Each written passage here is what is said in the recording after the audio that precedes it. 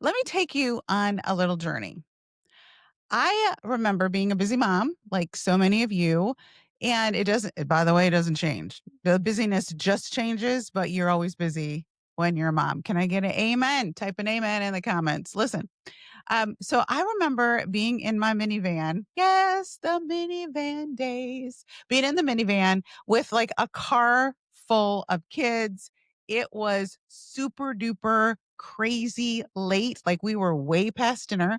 And everybody knows that stress. If you're a mom of littles, you know the stress of we are out. It is past dinner time and things are about to completely melt down. So I was not really the healthiest choice person at the time. We stopped at Burger King. I hate to even say that with my out loud voice, but we stopped at Burger King. And I just needed to feed those people something. I was not focused. I was not prepared. And I was in tactical get things done mode. Okay. So when you're a mom and that's happening, you know the stress. And some of you are hyperventilating as you listen to this. So anyway, I pull up to the drive through and I'm looking at the window of the order. And it said, like, please, figure out what you want and then pull ahead to the mic to order. So I looked at the stuff. I'm talking to the kids in the back, and I pull up, roll my window down, and I hear this faint little voice say, "Hey, welcome to Burger King. May I help you?" And I'm like, "Yep." And now I've got people in the back doing all kinds of crazy things, and I'm talking while I'm looking for my wallet. So I'm like, "Yes, I will have 3 kids meals. Four. I have 4 kids. Excuse me, 4 kids meals, and we'll have water with that, and I'll have chicken nuggets with, and I'm going through like and this one don't put the bun on that one. Just give me lettuce because we got gluten allergies. And this person wants chicken nuggets in theirs, and this person wants a cheeseburger in theirs, and I'm going through like the whole thing. And I hear the little voice say, "I'm sorry, I can hardly hear you. Will you say it again?" And I'm like, "Yes." Now I'm looking in the back because somebody's pulling somebody's hair. So I'm looking in the mirror in the back, and I'm like, "I will have 3 kids meals, one with a burger, no bun. The second one, chicken McNuggets." Wrong store. I know, wrong restaurant. Chicken McNuggets with a mustard sauce and french fries, and we're not going to have any soda, so can I have water with that? And I went on and I hear the person say again, "I'm sorry, we can't hear you. Could you speak a little louder?" Now I'm getting frustrated because I'm like, I have talked to you people for 3 times. 3 times now. I've given you my order. I need to get this thing done as quickly as possible and get back on the road with all the people intact and my sanity still about me. And so I said it again. I was like, "Chicken nuggets and just give me 3 burgers, no buns for anybody." So now I'm like, "No buns for anybody, extra ketchup, all the things." And then as I am now finding my wallet, and now I'm like "Let me look at you and see what your problem is" mode, I turn around and I realize I am talking to the flippin' trash can. I am literally and have been for the last 5 minutes talking into one of those, those hooded trash cans, the ones that could easily be mistaken for the place you order if you aren't paying attention. I literally lost my mind. All I kept thinking was, they must be can you imagine them all inside laughing hilariously at the crazy woman with her kids talking to the trash can? Mm. And decades later, I still remember this story. And to me, it is such a clear example of I don't know, what a fool you can make of yourself? Like, what actually good connection with another human being doesn't look like?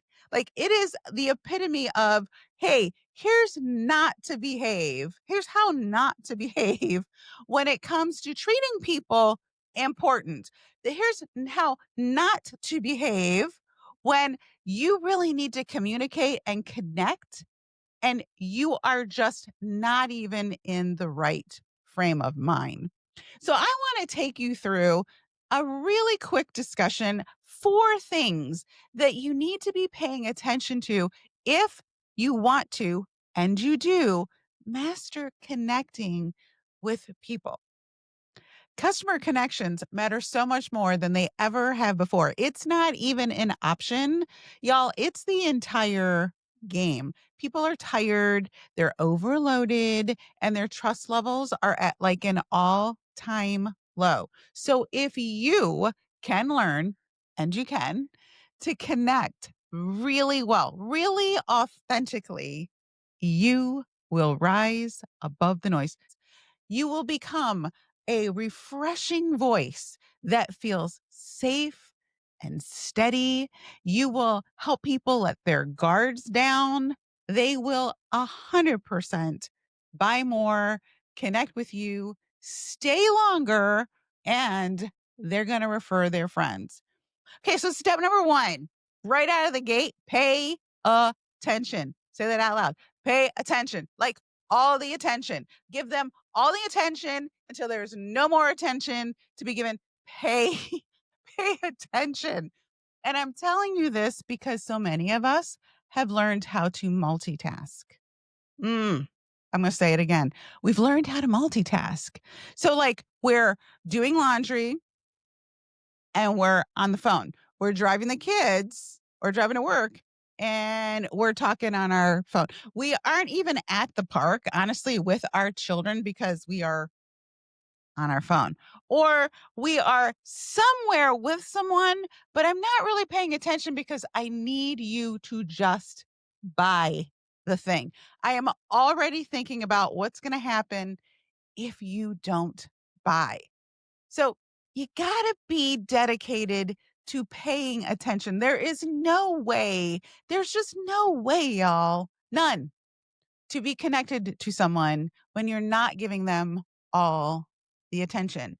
And that means you have to know what you're going to say ahead of time. Like the very worst time to think about what you're going to say is in the moment that you need to say it. And I'm good at making stuff up. I mean, I have decades of verbiage experience and I will wing it from time to time, but I am here to tell you the best conversations are the ones that I have rehearsed in my head over and over and over prior actually having the conversation.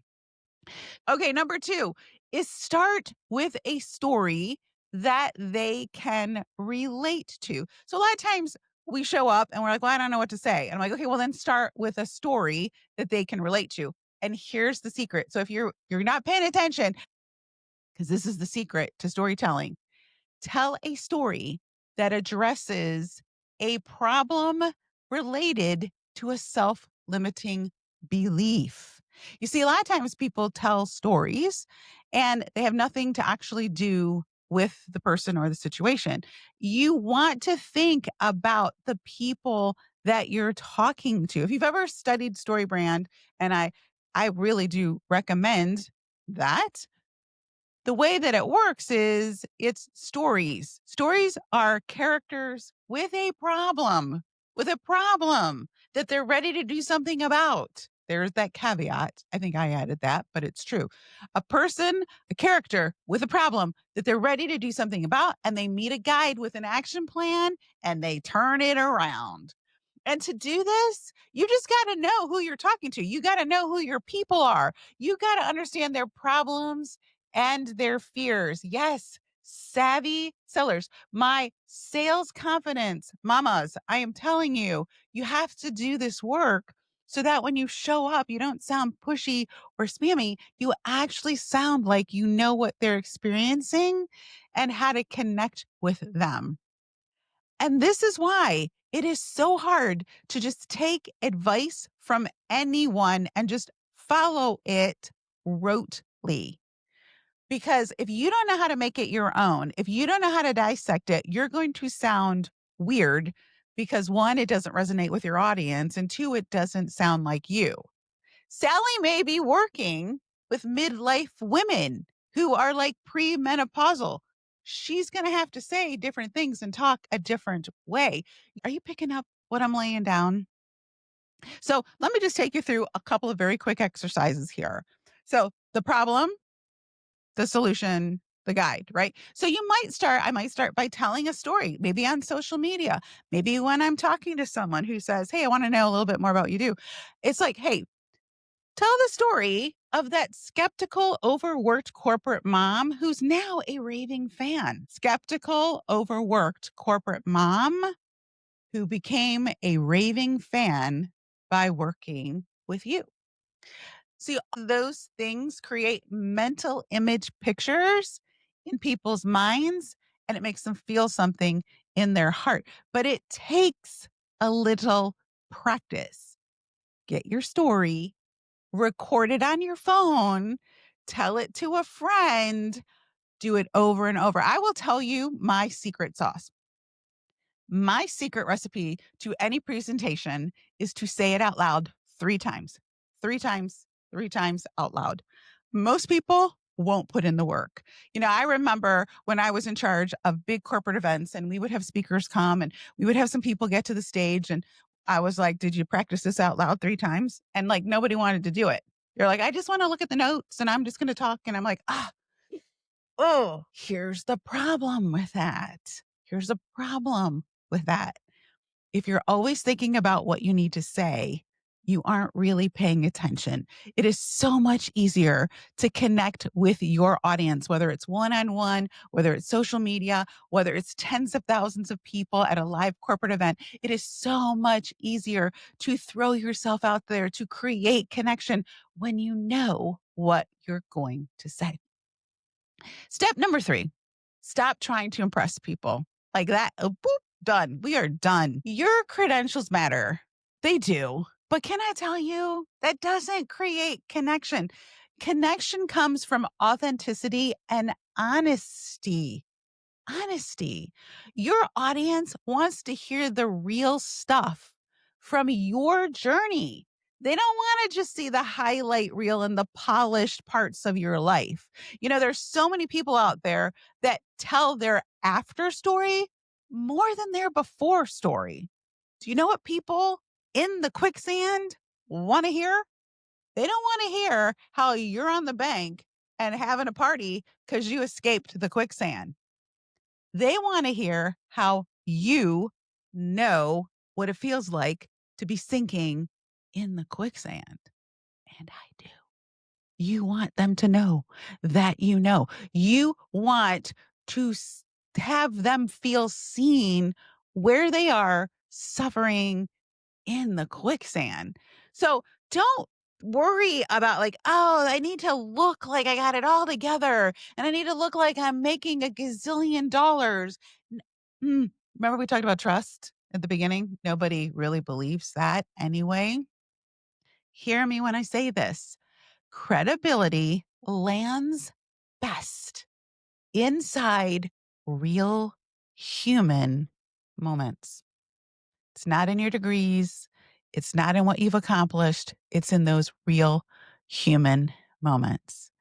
And step number 4 is close. Close with conviction. And I love a good invitation. And as a matter of fact, I'm going to be hanging out in the sales confidence studio. That's where I'm hanging out now. That's where all the real magic happens for my friends. And we are friends. And if you want to come and visit us there, I have a special gift for you in the show notes where you can have 7 days inside, take a look, see what it's like. You might find a home there. I think you. Here's your final takeaway. Connection is not complicated. It's a skill. It's a rhythm. It grows when you stop hiding behind perfection. It's not about the perfect marketing. It shows up when you let people meet that version of you who's lived a little, failed a little, learned a lot, and is not afraid to teach it. So don't make it weird. It's so easy. Just make it fun. Mm. So glad to have spent some time with you today. I look forward to seeing you on our next Fix This and Grow Fast. Check out those show notes and visit us in the Sales Confidence Lab.